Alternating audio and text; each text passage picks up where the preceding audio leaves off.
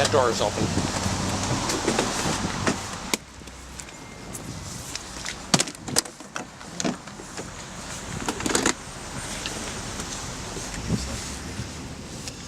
$11.49 should be the next one. To me, I know just by virtue of being aware of what's going on in the world of Tulsa that many people are hungry. It's particularly distressing when they're either very young or they're very old because they become totally vulnerable. And I don't like to see people totally vulnerable without doing something about it, however little. Hi, Marcia. How you doing? Doing fine. I'm bringing some friends to you. Oh, here's you a little something, too. Well, thank you so much. This will help.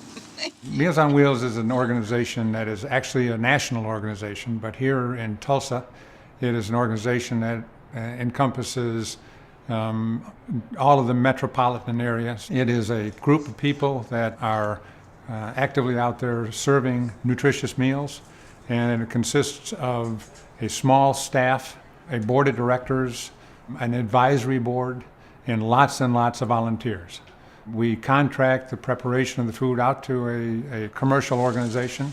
They actually prepare the food in bulk and take that to 14 different components around the metropolitan area.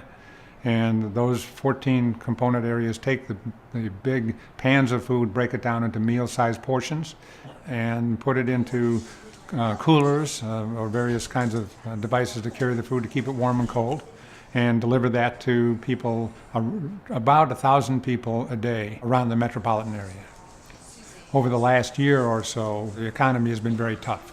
We've had an increase in the number of people who needed the service that Meals on Wheels provides. Just recently, the state of Oklahoma agencies have indicated that cutting their budgets back because they're obviously struggling in the same economic environment. And so nutrition programs for the elderly in particular have been dramatically impacted, and their monies have been reduced by about 50%. So those people who have been served by those organizations now suddenly are without food. The only ones I found were in that box on the left. Okay, we need to... I've been volunteering about 3.5 years. It means a lot to me because I just feel like I get to give back something to the community and get to see people that might not have food, have a nice warm meal, and it's just a way of checking on them on a regular basis, making sure they're all right, and helping them with anything you can in a short time that you're there. The volunteer aspect of Meals on Wheels is maybe the least talked about aspect. I mean, we talk frequently and everybody thinks about the food that gets delivered, and that's a very important piece of what we do, obviously. But equally important in my mind is the human contact that we provide to the people that we serve food to. These people are homebound, some disabled, some have other illnesses, many are elderly, and as a result, they don't get out.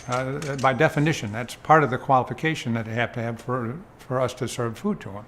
So frequently, the people that are the volunteers who deliver that food are the only real personal human contact that these people have on a regular basis. It means a lot. I just never thought we'd have to have it. But since I don't drive much and my husband can't drive, it's good to have it brought here. And the food is good. Well, the service is something that I've grown to depend on, and it's nourishing for me. And they're easy to prepare, and I just really appreciate getting them. It means I get a good balanced diet on a regular basis, and also I have friends that stop by.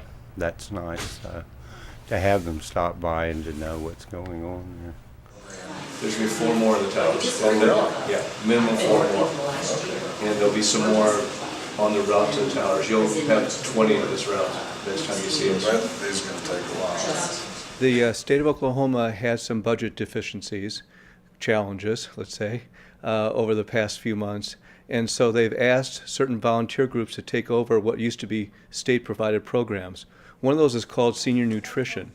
which was a program that the state had to provide meals to those that are homebound, same criteria as Meals on Wheels. That program was cut back considerably over the last few months, and so they've asked Meals on Wheels to gather as many people as they can to help out and see if they can pick up the load from the people that the state cannot cover at this point. So we're facing a situation where we're looking at about a 15% increase in the number of people that we serve on a daily basis. And that impacts us two ways, obviously. One is we have to find ways to pay for the food and the preparation and et cetera. At the same time, and this is to me the most important thing, we need people to volunteer to be able to help us do that, because we can find people who have maybe money that will donate to us, but what we don't have is necessarily an immediate group of people who can step forward and say, all right, we'll help deliver that food. Some of us are growing older, and while we still feel strong, we know that we'll turn a corner and we'll be gone, and we'll need people to follow up. So it's indispensable to have volunteers, but if you can't volunteer, then contribute every nickel and dime that you can, because it's indispensable to carrying out the aims of Meals on Wheels, and also my personal aims to address the problems of the vulnerable.